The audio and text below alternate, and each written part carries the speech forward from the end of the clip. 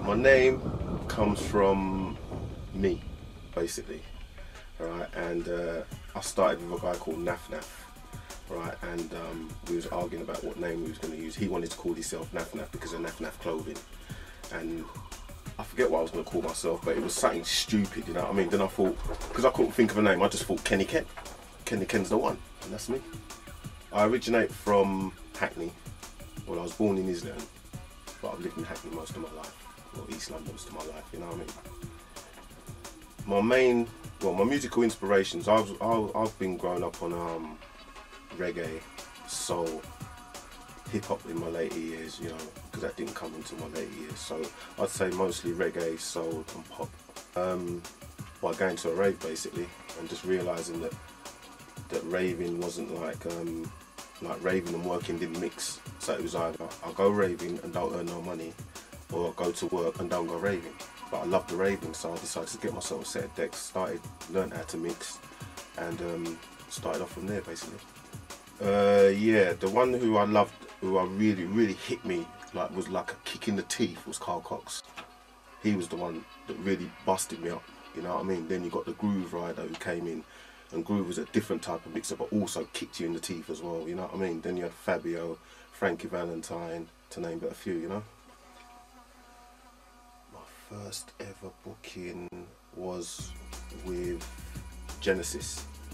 And it wasn't a booking, it was a thing where I was at the party and the people then, Lenny D didn't turn up, and I only lived around the corner from the venue, and the promoter, what's his name? I forget his name, but anyway, the promoter turned around and said to me, go on and get your records. So I went on and got my records and played in front of about 1,500 people, shitting myself, but I done good though, you know what I mean? And that's where it all started basically. I think I arrived on the scene when I started getting regular bookings off of Dave from Crazy Club, Astoria. That was my big break. That was when I went into the mainstream, you know, like I was playing alongside Groove Rider, Jumping Jack Frost, Mickey Finn, to name but a few, LTJ Bookham, to name but a few, you know. I used to go to Black Market a lot. I used to go to Reading when it used to be, I forget the name of the shop now, but Phil, who runs New Urban, Phil, who runs that, he used to have a record shop, and I used to go to Reading. I was one of the first DJs from London to go there, and then I started to bump into Ryder up there and Fabio, because Phil used to put down some shit for us, you know what I mean? The Underground, Randall Shop, Randall and Flex. To be honest with you, I used to go wherever they was tuned. If they phoned me up and said, "Ken, we got this tune, have you got it?" and I said, "No, I ain't got it," I'd go there and get it. Because, like, you know, this is what a DJ does. A DJ will go anywhere for music, you know what I mean? If he knows that he's going to get a tune or no one else ain't got, and he has to drive clean, go right up to Manchester to get it, he would drive up there to go and get it. Because I've even been to Manchester to get tunes, you know what I mean? So my label started back in '97. Yeah, my record label started back in '97 called Mix and Blend, and I wasn't taking it seriously, and I just wanted a label because that was the in thing to have a label, you know what I mean? So I wasn't taking it serious. I've only been taking it serious since about '99. I started to take things a bit serious, you know, like instead of putting out tunes just for putting out tunes. Now, if I ain't got nothing to put out, I could have 100 tunes sitting down. If they're not good enough, they ain't going out, you know what I mean? So that's how I do my shit now, you know what I mean? You got DJ Mace, you got Supply and Demand, you got Chrissy Chris, you got myself. You've got remixes by Digital, remixes by Friction. You know, there's I've got a few things in the pipeline. Don't want to say too much just in case it don't happen, but you know, there's a few things happening. My best tune to date, I would say, is Everyman, which I made back in '94. I made loads of tunes since then, but Everyman was done with another producer, so obviously the producer knows what he was doing and everything, so it was made, the production was tight and everything. Now I'm doing everything by myself now, which I'm still making good stuff, you know what I mean? Like my last tune, Ragga Rave, is really selling, it's sold out at the moment, so you know, I'm doing well, but you know, my best tune today is Everyman, I would say. Right, the one tune I would have loved to have written is Salsa House, right, which is by Richie Rich. It's an old house tune, come out in 1988, and even now I still play that tune. That tune there is the one for me. And I would have loved to have written that, because when you play that tune, it just sends you on a different kind of level, whether you're on drugs or not on drugs. You listen to that tune and you're just nice. No matter if you like house or if you don't like house, you hear that and you like it, I'm telling you. South House, just remember that tune there, if you can find it.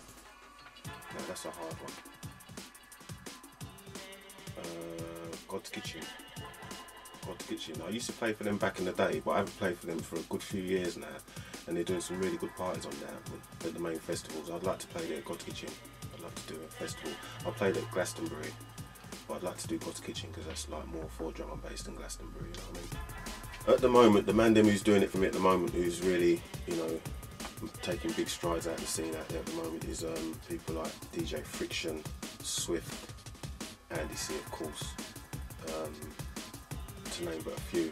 Hype's got a few good artists on his label as well, and Hype's going in a direction. You see, that's why I like DJ Hype, because he's keeping it real, man. He's doing his own thing, and he's big. You know what I mean? He's big. He's keeping it. He's not following no fashion. You know what I mean? And that's sort of a lot of the scene. You know, they follow fashion. If so-and-so makes a ragga tune, everyone else is making ragga tune. You know what I mean? But Hype, he's always been there. He's always been into his ragga and all that. You know what I mean? So for me, one of the main players is DJ Hype, I would say. Forget about Groove Rider and all them lot, because like they got their show on radio and everyone knows who they are. But for me, the man them on the street, we're talking about DJ Hype. I'd like to work with people like, well, I've worked with people like Fresh from Bad Company before he got famous. You know what I mean? Now he's got famous, he ain't got time for me now. You know what I mean?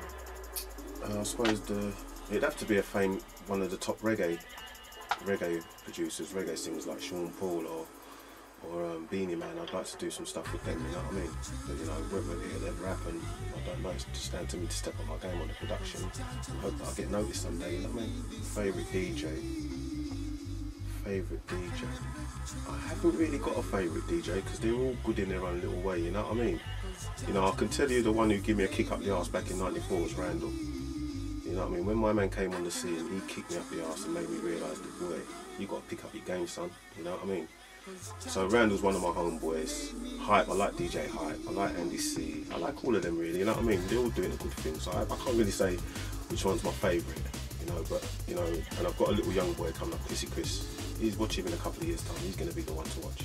People, I'm getting a lot of love shown from people like DJ Hype, Randall. You know, everyone comes around and they're truthful with me. They come around here and they sit in my studio and I'm working on something and the tune's not running. They will say to me, Ken, it's not running. Fix up.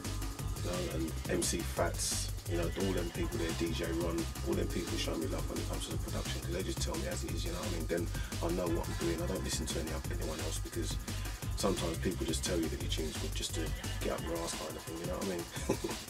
My favourite all-time MC is favourite MCs is GQ and Fearless. They're my favourite MCs. But I'll tell you the nuttiest thing that's ever happened to me, going to a party. Right? I had 2 gigs one night, one in Bristol and one in Taunton. And my little boy came, my stepson came with Chrissy. We was driving up the M4, full pelt, decided to stop for petrol. So as we pulled into the petrol station, the phone started to ring. And I said to Chrissy, get the phone while I stay in the car, answer the phone while I put in the petrol. So anyway, I'm putting in the petrol now, Chrissy's on the phone. I've gone to pay for my petrol. While I'm paying for my petrol, I've looked and I see Chrissy looking in the boot. When I come out, he said, Ken, you forgot your records. I drove clean up the M4 halfway to Bristol with no records. Alright, so what was it? I had to drive all the way back, get my records, and then I had to miss the Bristol gig and go and do the Taunton one. You know what I mean? So that's about the nuttiest thing that's ever happened to me in a party. The best event I can remember playing at, I remember I played at a few thousand, so the best event I can remember that sticks in my mind right now is Northampton Raceway.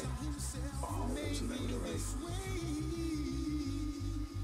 Was it Kryptonite? I can't remember the name of the race, but it was at Northampton Raceway and there was about 10-15,000 people. Me, Fabio, Groove Rider, Mickey Finn, a few of us playing up there, and it was wicked. That's the one that sticks in my mind. The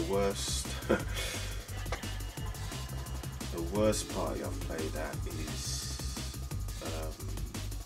I would say, is Club EQ in Hackney. Sorry to say, but I'm just being truthful. I'm keeping it real, man. You know what I mean? Really good. That was like See, I've never done nothing like that before in my life. I've never won nothing before in my life. So to win that, I was kind of like, didn't know what to say. When they told me I had to say a speech in front of all them thousands of people, I didn't know what to say. So all I could say is that it was like one of the best moments of my DJing career, you know.